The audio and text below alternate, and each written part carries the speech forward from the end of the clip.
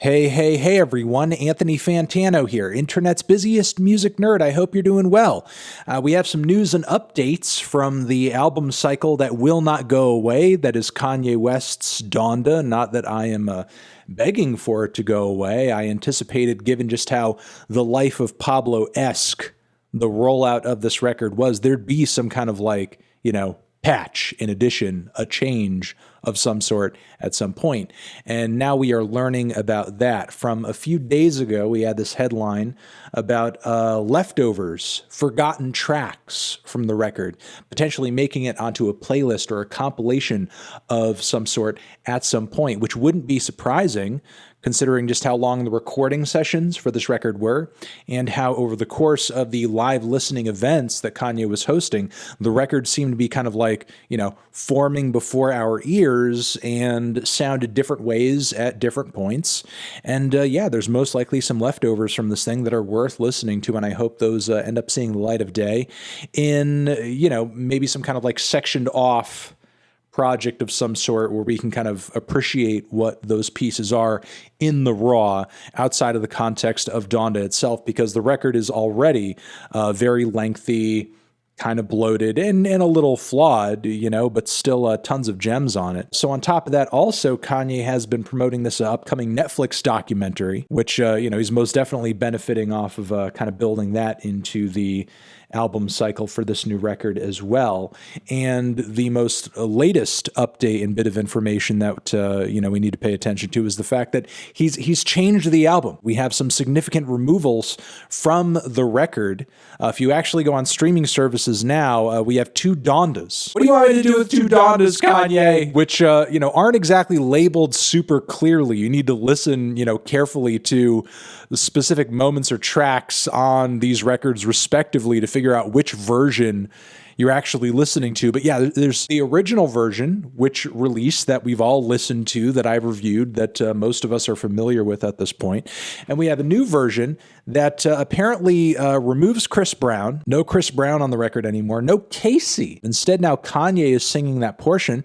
And it's fine, but I think Casey did just as well. And I think that was a very necessary, sort of appearance for his career at that point. I mean, with that being said, I guess the original record is still up. So if you prefer that version, it's still there. And while I think the Casey replacement doesn't necessarily change the record up all that much in terms of a sonic experience, I suppose it is worth taking into account that this track does follow the title track of the record. So maybe Kanye's voice following that immediately is kind of what he was going for there, possibly. There are at least several major things about the record on the whole that definitely need changing if Kanye is going in and doing any sort of alterations, like, for one, all of the profanity editing throughout the project, which I don't really mind in concept if that's, Kanye's artistic prerogative, but the swears are edited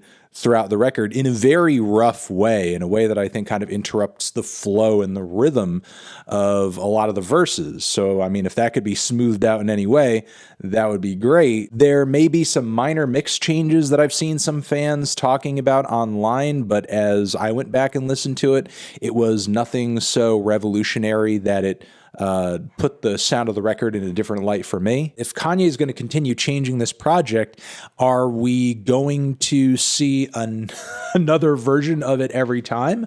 Or this could be interesting.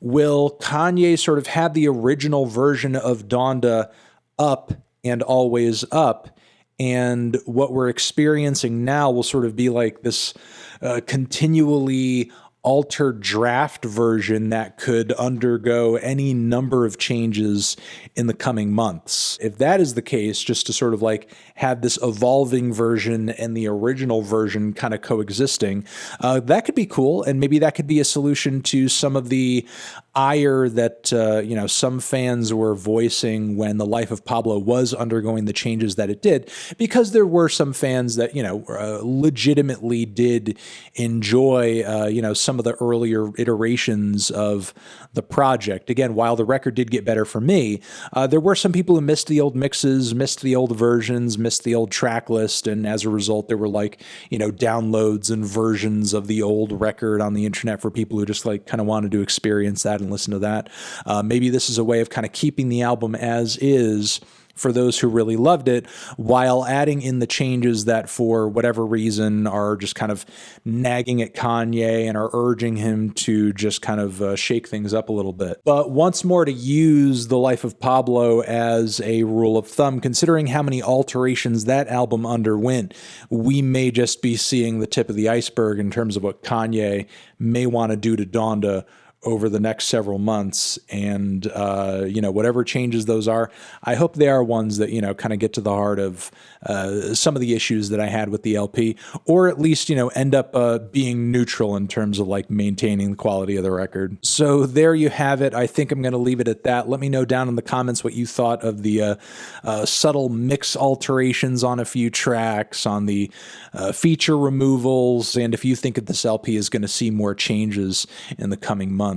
Over here next to my head is another video that you can check out. Hit that up, or the link to subscribe to the channel. Anthony Fantano, Kanye, forever.